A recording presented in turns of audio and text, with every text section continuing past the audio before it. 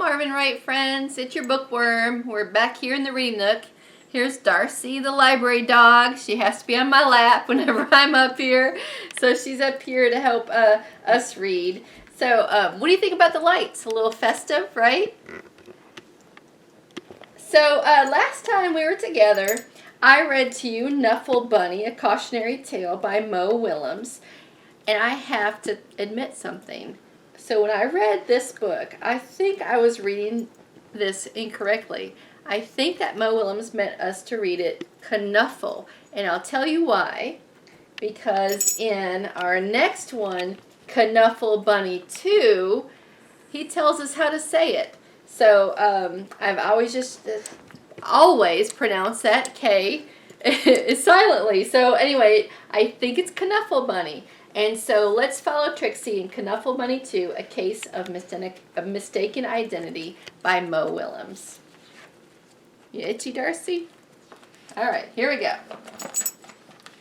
Knuffle Bunny Too, A Case of Mistaken Identity by Mo Willems. And again, we're going to look at our pictures, and we'll see that Mo Willems uses the illustrations plus the actual photographs, which is a neat look. One morning, not so long ago, Trixie took a walk with her daddy. By now, Trixie really knew how to talk. Guess what I'm going to do? I'm going to show Amy, and then I'll show Meg, and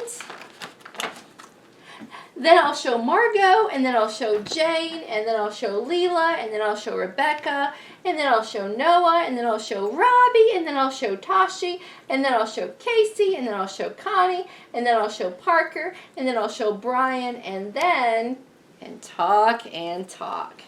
Trixie was excited because she was taking her one-of-a-kind Knuffle Bunny someplace very special. Come on! School. And they're walking, and they go up the steps, and they're walking down the hall, and they're going into the classroom. Trixie couldn't wait to show Knuffle Bunny to Mrs. Greengrove and all of her friends in pre-K. But just as her daddy kissed her goodbye, Trixie saw Sonia.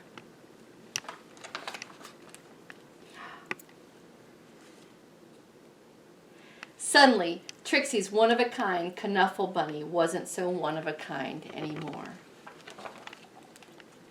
The morning did not go well. And this is where I figured it out. Knuffle! Knuffle! And Sonia saying, Knuffle! Knuffle! The afternoon was worse. Look at where the Knuffle Bunny's going. When the school bell rang, Mrs. Greengrove returned the Knuffle Bunnies, and the day got better. This reminds me of our playground at school. Then before she knew it, it was time to go home. Trixie ate her dinner, devoured her dessert, brushed her teeth, and tried to escape the mommy and daddy robots from planet Snurp. At 1:30 bedtime, Trixie was tucked in, ready for sleep. But a few hours later, Trixie realized something. Trixie marched into her mommy and daddy's room and said, "That is not my bunny." Trixie's daddy tried to explain what 2:30 a.m. means.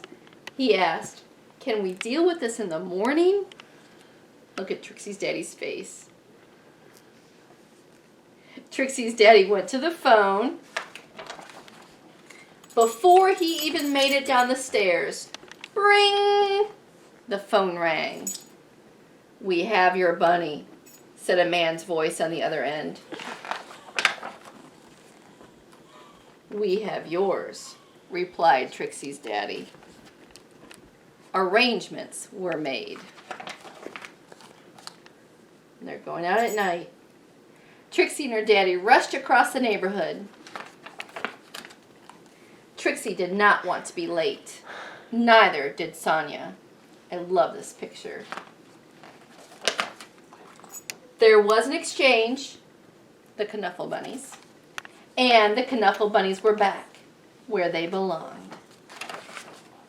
And that is how Trixie found her first best friend. Now you gotta look at the little text right here. Knuffle Bunny accepted, of course. And there's a picture of the end. However, we have an epilogue.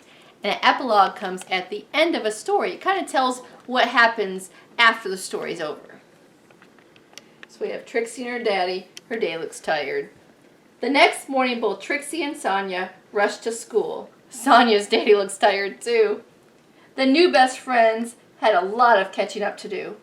Do you want to play with my Knuffle Bunny? Sure. Do you want to play with mine? The end. I am so glad we got to read together today.